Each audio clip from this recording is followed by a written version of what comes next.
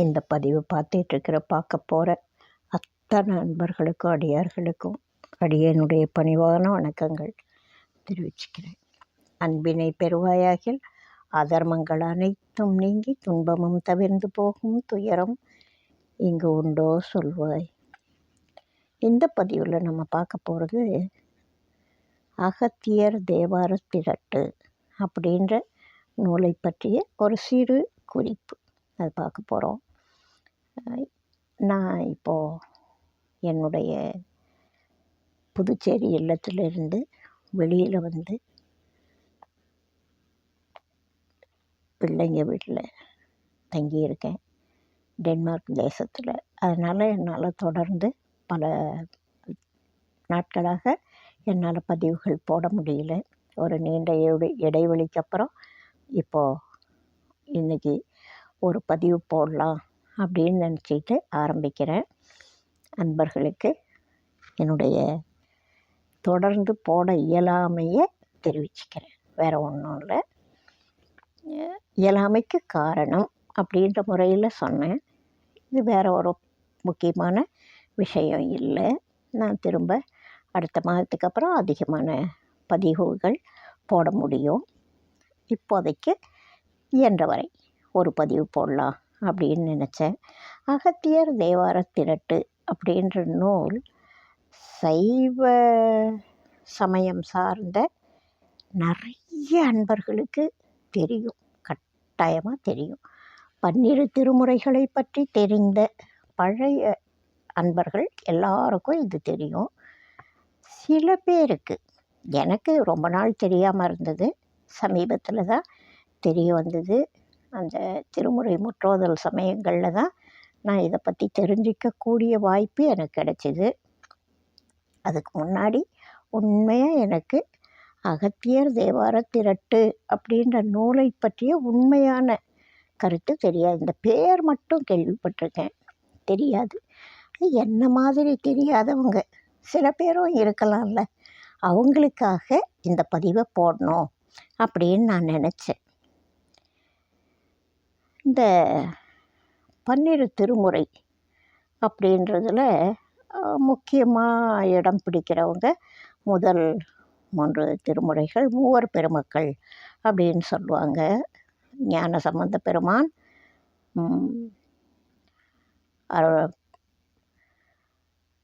ஒரு அப்பர் சுவாமிகள், சுந்தரர், இவங்க 3 பேரும் அருளி செய்தது 8256 தேவார பாடல்கள். 8000க்கும் மேற்பட்ட பாடல்கள் இந்த 3 பேரும் பாடிய பாடல்கள். அது எல்லாத்தையும் அடக்கிய இந்த 3 பேர் பாடிய பாடல்களை அடங்கல் முறை அப்படின்னு சொல்லுவாங்க. இந்த 3 பேருடைய தேவாரமும் சேர்த்து ஒரு அடங்கல் முறை அப்படின்னு சொல்லுவாங்க. இதை ஒவ்வொரு நாளும் நாம் படித்தே ஆகணும். அதை முற்றோதல்னு இப்போ சொல்கிறோம் இல்லையா, அந்த மாதிரி இந்த 3 பேர் பாடிய பாடல்களை ஒவ்வொரு நாளும் யாரால் படிக்க முடியுதோ அவங்க நிச்சயமாக முக்தி அடைவாங்க அப்படின்றது ஆண்டவருடைய முடிவு. அந்த 3 பேர் பாடல்களையும் படிக்கிறப்போ அந்த பாடல் வரிகள் நம்மளை இறைவன்கிட்ட இழுத்துக்கிட்டு போய் சேர்க்கும். தமிழ் மொழி ஆன்மீக மொழின்னு சொல்கிறதுக்கு அது ஒரு முக்கியமான காரணம். இறைவன் இந்த மொழியை விரும்பி, அதாவது அருணகிரிநாதர் பாடல்கள் பாடுறப்போ முருகன் பின்னாடியே போனதாக சொல்லுவாங்க இல்லையா, அது மாதிரி இந்த ராமநாமம் ஜபிக்கிற இடத்துலலாம் ஹனுமன் இருப்பார் அப்படின்னு சொல்லுவாங்க. அதுபோல் இந்த தேவார பாடல்கள் இசைக்கிற இடத்துலலாம் இறைவனுடைய கட்டாயமாக இறைவனுடைய கருணை அங்கே இருக்கும். ஏன்னா அந்த வரிகள் அப்படிப்பட்ட பொன் வரிகள். அதை படிக்கிற மனசில் கட்டாயமாக ஒரு உருக்கம், ஒரு துறவு, ஒரு இறை நாட்டம், இதெல்லாம் கொஞ்சம் கொஞ்சமாக ஒரே நாளில் வரலைன்னா கூட கொஞ்சம் கொஞ்சமாக கட்டாயமாக வரும் அப்படின்றதில் எள்ளத்தனையும் சந்தேகம் இல்லை.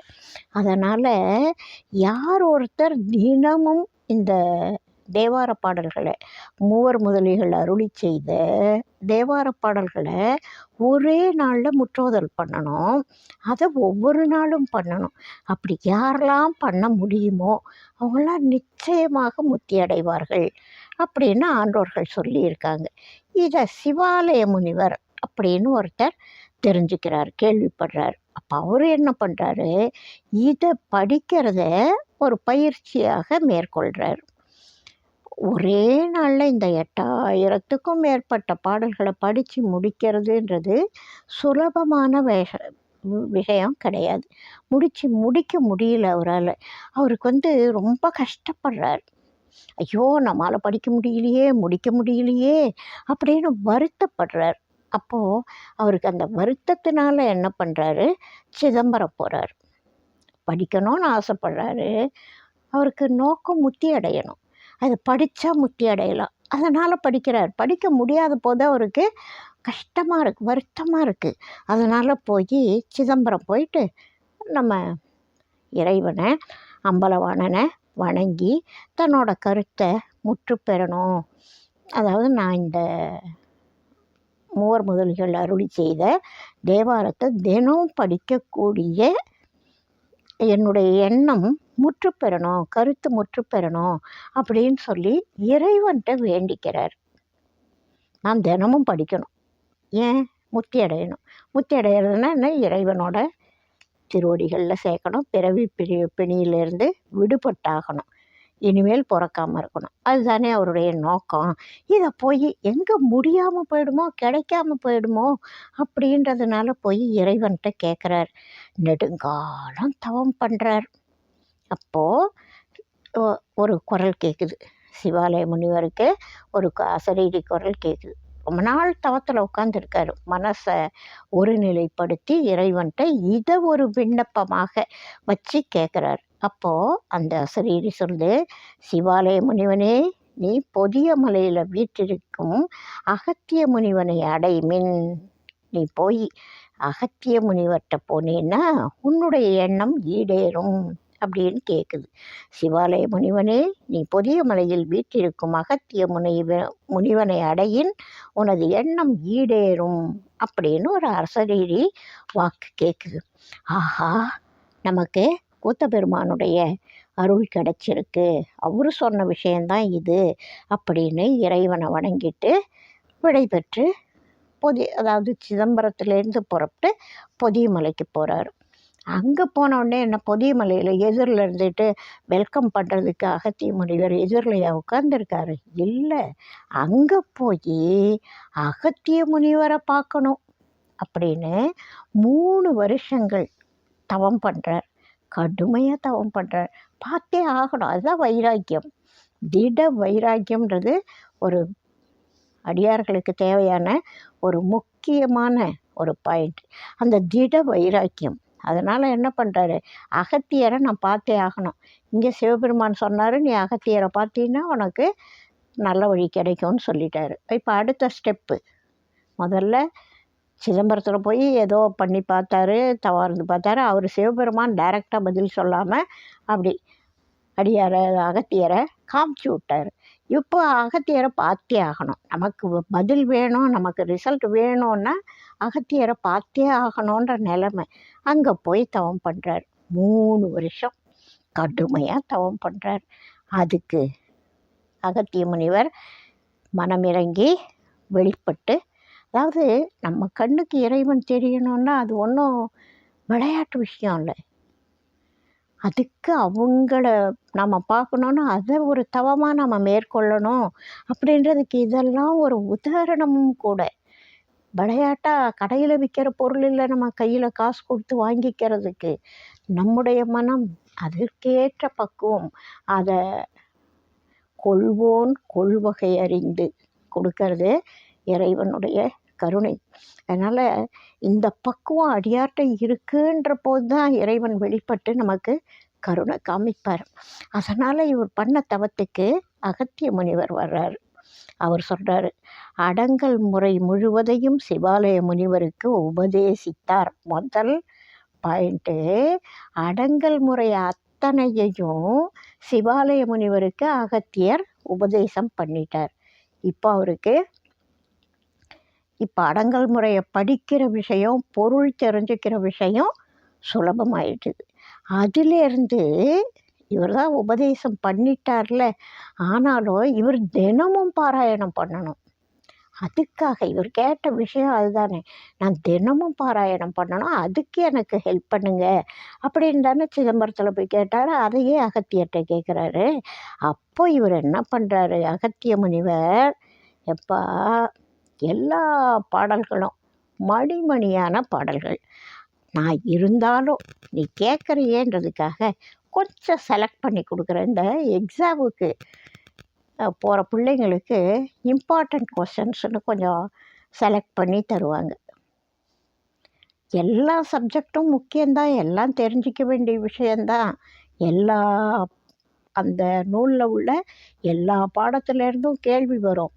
அதையும் செலக்ட் பண்ணி இந்த பரீட்சைக்கு படிக்கிற பிள்ளைங்களுக்கு ஒரு மனசு ஆறுதலுக்கு இம்பார்ட்டண்ட் கொஷின்ஸ், முக்கிய கேள்விகள் அப்படின்னு கொஞ்சம் குறித்து தருவாங்க ஆசிரியர்கள். இதையெல்லாம் கவனமாக படிங்க அப்படின்னு சொல்லுவாங்க. அதுக்கு மற்றதெல்லாம் வேண்டான்னு அர்த்தம் இல்லை. இப்போ தேர்வுக்கு இதை தயாராப்போ அப்படின்னு சொல்கிற மாதிரி இப்போது அகத்திய முனிவர் என்ன சொல்கிறாரு, சரி பிள்ளைங்களால் இவ்வளோ பாடலையும் முற்றோதல் பண்ண முடியல, பாவம் கொஞ்சம் காமிப்போம் அப்படின்னு 25 பதிகங்களை திரட்டி ஒரு நூலாக தொகுத்து கொடுக்குறார். அந்த நூல் தான் அகத்தியர் தேவார திரட்டு அப்படின்னு பின்னாடி இவர் தொகுத்து வாங்கிட்டு வந்த பிறகு இது அப்படி வழங்கப்படுது. அதில் குருவருள் அப்படின்ற தலைப்பில் குருவருள் கிடைக்கக்கூடிய பாடல்களாக தோடுடைய செவியன் அப்படின்ற சம்பந்தர் பெருமான் பாடியது, கூற்றாயினவாறு அப்படின்றது அப்பர் பாடியது, பித்தா பிறை சோடி அப்படின்ற அந்த பதிகத்தில் சுந்தரர் பாடியது, இப்படி 3 பேர் பாடிய பாடல்கள்லேருந்து கொஞ்சம் கொஞ்சமாக எடுக்கிறார். இதையெல்லாம் படிச்சுட்டு போங்க குழந்தைங்களா அப்படின்னு. இப்போது இறைவியினுடைய வடிவம், அதனுடைய வடிவமாக சொல்லப்பட்டது மந்திரமாவது நீர். பல நோய்களுக்கு அது ஒரு அற்புதமான மருந்து.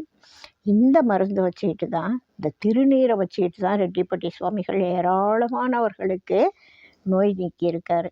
கூன்பாண்டியனுடைய கூனை நிமிர்த்துறது முதல் கொண்டு பல அற்புதங்களை ஞானசம்பந்த பெருமான் இந்த திருநீரை வச்சு பண்ணியிருக்கார். இறந்தவங்களே எழுப்பியிருக்கார். பிறவியிலேருந்து கூனாக இருந்ததை நிமித்தி கூன்பாண்டியனை நின்ற சீர் நெடுமாறனாக ஆக்கினார். அதுபோல் இந்த திருநீற்றோட மகிமையை சொல்லக்கூடியது அந்த பதிகம், மந்திரமாவது நீர் அப்படின்ற பதிகம். இந்த அஞ்செழுத்து உண்மை இறைவனுடைய திருநாம மகிமைகளை சொல்லக்கூடியது துஞ்சலும் துஞ்சல் அப்படின்ற அந்த பதிகத்தில் ஆரம்பிக்கக்கூடிய பதிகம் சம்பந்தர் பெருமான் பாடியது. காதலாகி கசிந்து அப்படின்ற பாடல் ஞான சம்பந்த பெருமான் பாடியது. சொற்றுடை வேதியன் அப்படின்றது நாவுக்கரச பெருமான் பாடியது. மற்றுப்பற்று அப்படின்ற ஆரம்பிக்கிற பதிகம் சுந்தரர் பாடியது. இந்த மாதிரியான சில பாடல்கள். ஆரூர் தில்லையம்பலம் அப்படின்ற பதிகம், இதெல்லாம் திருக்கோவில்களுடைய பெருமைகளை சொல்லக்கூடியது. ஞானசம்பந்த பெருமான் பாடியது. தில்லை சிற்றம்பலமும் அப்படின்ற திருப்பதிகம் அப்பர் பெருமான் பாடியது. காட்டூர் கடலே அப்படின்றது சுந்தரர் பெருமான் பாடியது. இப்படி அதை ஒரு சில இறைவனுடைய திருவுருவத்தை பற்றி சொல்லக்கூடியது. ஓர் உருவாய் இணை அப்படின்றது ஒரு நல்ல அருமையான பதிகம். அந்த இறைவனுடைய திருவிளையாடல்களை சொல்லக்கூடியது. ஞானசம்பந்த பெருமான் பாடியது. வறிய மறையார் அப்படின்னு ஆரம்பிக்கக்கூடியது சம்பந்த பெருமான் பாடியது. பாளையுடைய கமுகு அப்படின்ற ஆரம்பிக்கக்கூடிய பதிகம் அப்பர் பெருமான் பாடியது. வடிவேறு திரிசூலம் அது தோன்றும்னு அந்த அப்பர் பெருமான் பாடியது. மறுவார் கொன்றை அப்படின்றது சுந்தரர் பெருமான் பாடியது.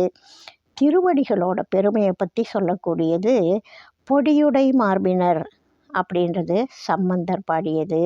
அரவணையான் அப்படின்னு ஆரம்பிக்கக்கூடிய பதிகம் அப்பர் பெருமான் பாடியது. அந்த நாளன் உன் அடைக்கலம் அப்படின்ற பதிகம் சுந்தரர் பாடியது. அது மாதிரி அர்ச்சனை சிறப்பு, ஒவ்வொரு சிறப்பு கருதி சில பதிகங்களை தேர்ந்தெடுக்கிறார் அகத்தியர் பெருமான். பந்து சேர் விரலாள் அப்படின்னு ஆரம்பிக்கக்கூடிய பதிகம் சம்பந்தர் பெருமான் பாடியது. வேற்றாகி விண்ணாகி அப்படின்றது அப்பர் பெருமான் பாடியது. கொன்று செய்த அப்படின்றத ஆரம்பிக்கிற பதிகம் சுந்தரர் பெருமான் பாடியது.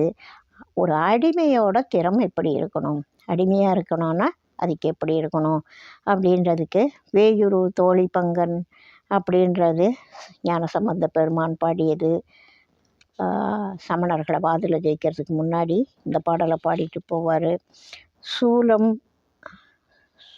குலம் பலம் பாவரு அப்படின்னு ஆரம்பிக்கக்கூடிய பதிகம் அப்பர் பெருமான் பாடியது. தில்லை வாழ்ந்தனர் அது சுந்தரர் பெருமான் பாடியது. இப்படி 25 பதிகங்களை 3 பேர் பாடிய பாடல்கள்லேருந்து 25 பதிகங்களை தேர்ந்தெடுக்கிறார் அகத்திய பெருமான். இதை அன்றாடம் உள்ளம் ஒன்றி அதாவது பாடம் பண்ணிட்டு வர்றவங்க மூவர் அருளி செய்த அனைத்து பாடல்களும் அடங்கிய அடங்கல் முறையினை பாராயணம் செய்த பயனை அடைவார்கள்.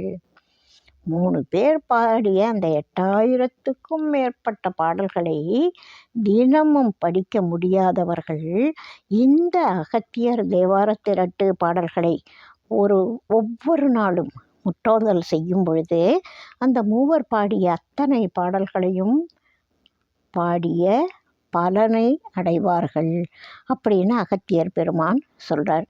இந்த மாதிரி இதை சொன்ன உடனே சிவாலய முனிவருக்கு ஏகப்பட்ட சந்தோஷம். அப்போ நம்மளால் முற்றோதல் தினமும் பண்ண முடியும். முற்றோதல் நம்ம வருஷத்துக்கு ஒரு நாளோ ஏதோ ஒரு குறிப்பிட்ட நாள்லையோ பண்ணாமல் தினமும் நம்மளால் பண்ணி முடிக்க முடியும். ஏன்னா 25 பதிகங்கள்ன்றப்போ அவரால் தினமும் படிக்க முடியும். 8000 பாடல்களை படிக்க முடியாமல் குறையா இருந்தது தானே அவருக்கு வருத்தம். இப்போ ஆகா நம்ம தினமும் முற்றோதல் பண்ணலாம் அப்படின்ற சந்தோஷத்தோட வீட்டுக்கு வர்றார். திரும்ப இறையருள் காரணமாகவும் அவருடைய திட வைராக்கியம் காரணமாகவும் இறைவனுடைய அருள் காரணமாக அந்த முற்றோதலை தினமும் பண்ணுறார். அவருடைய எண்ணம் ஈடேறி அவர் இறைவனடி சேர்கிறார், முத்தி பெறுகிறார் அப்படின்றது வரலாறு. இந்த பதிகங்களில் உள்ள சொற்கள் மந்திர ஆற்றல் மிக்கவை. இந்த பதிகங்கள் இருந்த 25 எல்லாமே அவங்க பெரியவங்க சொல்கிற எல்லா சொற்களும் மறைதான், அது இல்லைன்னு சொல்லலை. இப்போ இது மாதிரி தினமும் நம்ம பாராயணம் பண்ணணுன்ற ஆசைகள் எத்தனை பேருக்கு இருக்கலாம். எத்தனை பேருக்கு அந்த சிவாலய முனிவருக்கு இருந்த மாதிரியே ஐயோ நம்மளால் எந்த காலத்தில் இதெல்லாம் படித்து முடிக்க முடியும் அப்படின்னு ஒரு ஏக்கம் இருக்கலாம், குறை இருக்கலாம். அதுக்கு இந்த அகத்தியர் தேவார திரட்டுன்றது ஒரு சுருக்கமான வழியை, அதாவது இப்போது வேதங்களில் சொல்லப்பட்டது நிறைய விஷயங்கள் இருக்கும். அதை சுருக்கி சொல்லணுன்னா அதுக்கு ஒரு மகா வாக்கியம் அப்படின்னு ஒன்று இருக்கும். அந்த மகா வாக்கியத்தை தினமும் சொல்லும் பொழுது அந்த வேதத்தினுடைய பொருள் அதுக்குள்ளே அடங்கி இருக்கும். இறைவனுடைய திருநாமத்தை சொல்லும் பொழுது இறைவனுடைய கீர்த்தி அந்த நாமத்துக்குள்ளே அடங்கி இருக்கும்.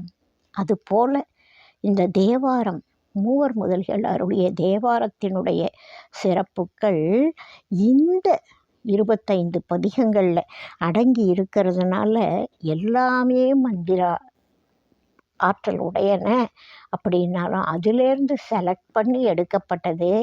நாம் எல்லாரும் எக்ஸாமில் பாஸ் பண்ணணுன்றதுக்காக இந்த சிவாலய முனிவர் மூலமாக அகத்திய பெருமான் நமக்கு செய்த உதவியாக இதை நம்ம எடுத்துட்டு இந்த அகத்தியர் தேவார திரட்ட நம்மாலானவரை தினமும் பாராயணம் செய்ய இந்த முத்தி பேர் மேல் ஆசை உள்ள அத்தனை பேரும் இதை செய்தால் பலன் நிச்சயம் அப்படின்றதுக்காக இதை சொல்லணும்னு தோணுச்சு.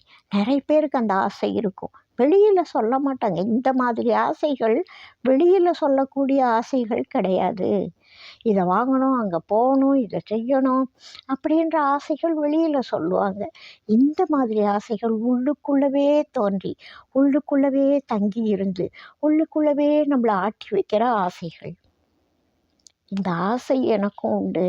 செயல்படுறதுல எல்லாருக்கும் வேறுபாடு இருக்கும். அவங்கவுங்களுடைய ஆற்றலுக்கு ஏற்றவாறு, சூழ்நிலைக்கு ஏற்றவாறு, வினைப்பயனுக்கு ஏற்றவாறு ஆளாளுக்கு எல்லாமே மாறுபடலாம். ஆனால் ஆசை நிறைய அன்பர்களுக்கு, அடியார்களுக்கு இருக்கும். இதை இப்படி பண்ணால் நல்லாயிருக்கும், ஐயோ நமக்கு முத்தி பேர் வேணும்னா நம்ம என்ன பண்ணணும் அப்படின்லாம் இருக்கும். வெளியில் சொல்ல மாட்டாங்க. அப்படிப்பட்ட மெய்யன்பர்களுக்கு இது ஒரு நல்ல வாய்ப்பு அப்படின்றதுனால நான் இதை சொல்லணும்னு தோணுச்சு. எனக்கும் அந்த ஆசை உண்டு. இறைவனுடைய கருணை என்னன்றது இறைவனுக்குத்தான் தெரியும், எனக்கு எதுவும் தெரியாது. ஆனால் ஆசைப்படுறேன். ஆசைப்படப்பட ஆய்வரும் துன்பங்கள். இருந்தாலும் இந்த ஆசை நல்ல ஆசை. ஆசையருமின் ஆசையருமின் ஈசனோடாயினும் ஆசையருமின் அப்படின்னு சொல்கிறாங்க. ஆனால் இந்த ஆசை பிறவிப்பிணியிலிருந்து நீங்கணுன்ற ஆசை. அதுதான் நம்ம துன்பத்திலேருந்து விலகணுன்ற ஆசை, பேரானந்த பெருநிலை அடையணுன்ற ஆசை. இந்த ஆசை வந்தால் மட்டும்தானே நம்ம இதில் ஈடுபட முடியும். அதனால் இந்த ஆசை தவறில்லாத ஆசை, அப்படியே குற்றமற்ற ஆசை.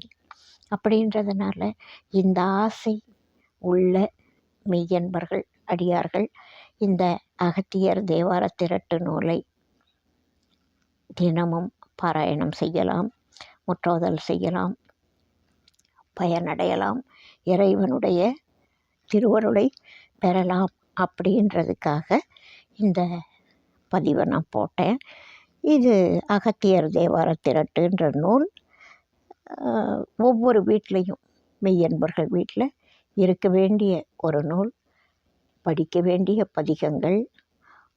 முடிஞ்ச வரை அதை செய்யலாம் அப்படின்னு சொல்லிட்டு, இதே மாதிரி இது என்னுடைய வாழ்வியல் அனுபவத்தை நான் சொல்கிறேன். என்னுடைய பெற்றோர் அவங்க அருட்சட்டடியார்கள் அப்படின்றதுனால வாழ்க்கையில் எந்த பிரச்சனை வந்தாலும் எங்கள் தந்தையாருக்கு அந்த ரெட்டிப்பட்டி சுவாமிகளுடைய பாடல்கள் அத்தனையும் மனப்பாடமாக இருக்கும். அது எப்படி படித்தாரோ, எப்படி கேட்டாரோ, எப்படி மனப்பாடம் பண்ணுறாரோ தெரியாது. நம்ம எந்த விஷயத்தை பற்றி பேசினாலும் ஆண்டவர் பாடல்கள்லேருந்து டக்குன்னு ஒரு வரியை எடுத்து சொல்வார். எந்த அந்த ஆன்மீக விஷயங்களை பேசுகிறப்போ வேற யார் பாடலையாவது சொல்கிற போது அந்த கருத்துள்ள வரிகளை டக்குன்னு எடுத்து சொல்லக்கூடிய அளவுக்கு மனப்பாட ஆற்றல் எங்கள் அப்பாவுக்கு. அவங்க சின்ன வயசில் சின்ன பள்ளிக்கூடத்தில் படித்தவங்க அப்பா அம்மாலாம். அப்போ அங்கெல்லாம் சின்ன வயசுலேருந்து அந்த மனப்பாட சக்தியை வளர்த்து விடுறதுல சென்னை பள்ளிக்கூடங்களுக்கு ஈடு சொல்கிறதுக்கு இன்றைய கல்விகள் அவ்வளவு அந்த அளவுக்கு மனப்பாடத்தை பழக்கத்தை ஏற்படுத்தலை. இவங்கெல்லாம் புரிஞ்சிக்கிறாங்க, படிக்கிறாங்க. இன்றைக்கி இருக்கிற கல்வி முறை வேறு, அவங்க கற்கும் விஷயங்கள் வேறு, இன்றைய காலகட்டத்துக்கு ஏற்ப எல்லாம் இருக்குது. ஆனால் இந்த மனப்பாட சக்தின்றது சென்னை பள்ளிக்கூடங்களில் ரொம்ப அதிகமாக இருந்ததுன்னு நான் நினைக்கிறேன். ஏன்னா ஒரு கோரஸாக பாடுற மாதிரி இருக்கும். இப்போல்லாம் ஏபிசிடி எல்கேஜி குழந்தைங்க சொல்லுவாங்க.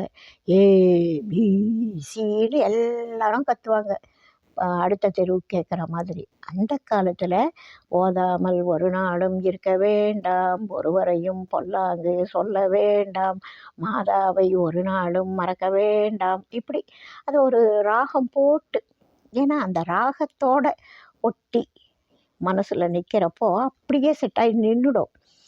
அந்த சொற்களும் அதோட கருத்தும் அதோட ராகமும் மனசில் ஒரு படிஞ்சு போயிடும். அதனால் எல்லாமே இந்த ஔவையார் எழுதிய நூல்கள், நீதி நூல்கள் அத்தனையும் சின்ன வயசில் ஏகப்பட்ட நூல்கள் சதகம் சம்பந்தப்பட்டது. அறப்பளீஸ்வர சதகம், அது மாதிரி நிறைய பாடல்கள், உலக நீதி, நீதி வெண்பா, இந்த ஔவையார் அருளிய ஆத்திச்சூடி, அது மாதிரியான பாடல்கள் ஏராளமான பாடல்கள் எல்லாருக்கும் மனப்பாடம். அம்மா வாயை திறந்தால் அவ்வளவு பாடல்கள் வரிசையாக கொட்டுவாங்க. அதே பழக்கத்தினால இந்த வயசு கொஞ்சம் முதிர்ந்த பிறகு இந்த அருட்பாடல்களும் அவங்களுக்குள்ளே போய் போய் போய் அவ்வளவு பாடல் மனப்பாடம். அந்த அளவுக்கு அவங்களுக்கு மனப்பாடம் இருந்ததுனால என்ன பண்ணுவாங்கன்னா, வாழ்க்கையில் எந்த ஒரு பிரச்சனை வந்தாலும் முற்றோதல் பண்ணுவாங்க. அம்மாவுக்கும் அப்பாவுக்கும் அந்த வழக்கம் உண்டு. நிறைய அருட்சட்டடியார்களுக்கு அந்த வழக்கம் உண்டு. அருட்பாடல்களை முற்றோதல் ஒரு தடவை முற்றோதல் பண்ணாங்கன்னா கூடுமான வரை அதுக்குள்ளேயுமே அந்த முற்றோதல் முடியறதுக்குள்ளேயுமே அவங்க அந்த பிரச்சனையிலேருந்து வெளியில் வருவாங்க. இது எல்லா அருட்சட்டடியார்களுக்கும் பழக்கம், தெரிஞ்ச விஷயம். என்னுடைய வாழ்வியல் அனுபவம். இன்றைக்கி எனக்கு 70 கடந்து இருக்கேன். திருமணம் ஆகி 47 வருஷங்கள் முடியுது. 48வது ஆண்டில் இருக்கேன். இத்தனை வருஷங்களில் நான் பல பல பல பிரச்சனைகளை சந்திச்சிருக்கேன். ரொம்ப கடுமையான பிரச்சனைகள். அது பொருளாதாரமாக இருக்கலாம், வாழ்வியலாக இருக்கலாம், உற்றார் உறவினரால் இருக்கலாம், எத்தனையோ இருக்கலாம். அத்தனை பிரச்சனைகள்லையும் நான் தாண்டுறப்போ எனக்கு கை கொடுத்தது, என்னை தாண்டி பிடி உஷா தடகள போட்டியில் தாண்டி வந்த மாதிரி வாழ்க்கையில் நான் பல விஷயங்களை கடந்து வந்திருக்கேன். அது எல்லாத்துக்கும் எனக்கு உதவி செய்தது கட்டாயமாக அருட்பாடல்களினுடைய முற்றோதல் தான். அது மாதிரி எத்தனையோ அன்பர்களுக்கு, அடியார்களுக்கு இந்த முற்றோதல் பழக்கமும் இருக்கலாம், மனசுக்கு பிடிச்சி இருக்கலாம். இந்த முத்தி நெறி மேலே ஒரு விருப்பமும் இருக்கலாம். அதுக்கு இதுவும் ஒரு வழி. ஒரு திருக்கோவிலுக்கு போனோன்னா பல பாதைகள் இருக்கும், பல பல பாதைகள் இருக்கும். இப்போ சென்னைக்குள்ளே நுழையணுன்னா எத்தனை வழியால் அவங்கவுங்களுக்கு உண்டான வழியால் அவங்க இருக்கிற இடத்துலேருந்து சென்னையை நோக்கி போகிறதுக்கு அவங்க வீட்டிலேருந்து எல்லாரும் ஒரே பாதையில் புறப்பட்டு ஒரே இடத்த அடையிறதில்ல. அவங்கவுங்களுடைய தேவைக்கு ஏற்றவாறு இடத்துக்கு போவாங்க. அவங்க இருக்கிற இடத்துலேருந்து புறப்படுற பாதை வேறையாக இருக்கலாம். ஆனால் நோக்கம் சென்னைக்கு போகணும், அவங்க வேலை முடியணும். அப்படி இந்த அன்பர்களுக்கு, அடியார்களுக்கு நோக்கம் இறைவனுடைய திருவடியாக இருக்குமானால் அதை நோக்கி போகும் பாதையில் இதுவும் ஒரு பாதை அப்படின்னு நான் எதை தொட்டாலும் எனக்கு அருட்பாடல்களில் தான் பழக்கம் இருக்குது. அதனால் இதை சொல்கிறேன், வேறு ஒன்றும் இல்லை. எனக்கு அதுதான் பழக்கம். இப்போ சமீபத்தில் தான் மற்றதோடு அவர் சொல்லியிருக்கிற, ரெட்டியப்பட்டி சுவாமிகள் சொல்லியிருக்கிற கருத்தை மற்ற விஷயங்களில் நான் பார்க்குறப்போ எனக்கு இப்போ சமீபத்தில் சில வருடங்களாக தான் எனக்கு மற்ற விஷயங்கள் அனுபவப்படுது. என்னுடைய பணி ஓய்வுக்கு பிறகு என்னுடைய குடும்ப சில எல்லாம் குழந்தைங்கள்லாம் வளர்ந்தாங்க, பெரியவங்களாயிட்டாங்க. அவங்கவுங்க தனித்தனி வாழ்க்கையை பார்த்துட்ருக்காங்க. வேலைப்பாடு, குடும்ப பொறுப்பு குறைஞ்சி இருக்குது. அப்போ இந்த முதுமை காலத்தை செம்மையாக செய்யணுன்றப்போ அருட்பாடல்களில் இன்னும் ஆழமாக இறங்கும் பொழுது அதுக்கு உரை எழுதணும்னு ஒரு ஆசை தோன்றிய போது, அதுக்கு இறைவனுடைய கருணை எனக்கு உதவி செய்த போது, அதே கருத்து இங்கே இருக்குது, இதே கருத்து அங்கே இருக்குது அப்படின்னு பல நூல்களை பார்க்க பார்க்க பார்க்க, அப்போது தேவாரத்தில் இப்படி சொல்லியிருக்கு, தாய்மானார் இப்படி சொல்லியிருக்காரு அப்படின்னு, திருவாசகத்தில் இப்படி சொல்லியிருக்கு அப்படின்னு பார்க்குறப்போ தான் திருக்குறள் கருத்துக்கள் ரெட்டிப்பட்டி சுவாமிகள் கிட்ட சொல்லியிருக்காரு அப்படின்னு அந்த அருட்பாடல்களோட மற்ற பாடல்களை ஒப்பிட்டு ஒப்பிட்டு இப்போ தான் நான் வெளியிலேயே வரேன். சில வருடங்களாக மட்டும்தான் எனக்கு மற்ற நூல்கள் இருக்குன்னு தெரியும். நான் உள்ளே போனதில்லை. உண்மையை சொல்லப்போனால் எனக்கு அருட்பாடல்களை தவிர உலகமே தெரியாமல் இருந்தேன். இப்போது சில ஒரு 10 ஆண்டுகளுக்கும் இந்த பக்கம்தான் எனக்கு மற்ற நூல்களோட அதோட உரை எழுத ஆரம்பித்த பிறகு தான் எனக்கு மற்ற நூல்களோட தொடர்பு அதிகமாச்சு. அப்போ இந்த அகத்தியர் தேவார திரட்டு என்னை கவர்ந்த ஒரு நூல் அப்படின்னு சொல்லிட்டு, விருப்பமுள்ள அடியார்கள் அதை நோக்கி பயணிக்கலாம், பயன்பெறலாம் அப்படின்னு சொல்லிட்டு இந்த பதிவை நிறைவு செய்கிறேன். வாழ்க வளமுடன். வாழிய நாளும் மெய்மெய் வாழ்க நல்லறங்கள் எல்லாம் வாழிய பெரியோன் நாமம் வாழியே வாழி வாழி. இந்த பதிவில் சொல்லப்பட்ட விஷயங்கள் உங்களுக்கு பிடிச்சிருந்தா இதுக்கு முன்னாடி பண்ணாதவங்க சப்ஸ்கிரைப் பண்ணுங்கள், லைக் பண்ணுங்கள், ஷேர் பண்ணுங்கள். உங்களோட கனிவான கருத்துக்களை எனக்கு சொன்னீங்கன்னா நான் ஏற்றுக்கிறேன். அடுத்த மாதம் 20 தேதிக்கு பிறகு அடுத்து இன்னும் பதிவுகள் நிறைய கொடுக்க முயற்சி பண்ணுறேன். வாழ்க வளமுடன். அடுத்த பதிவில் சந்திக்கலாம்.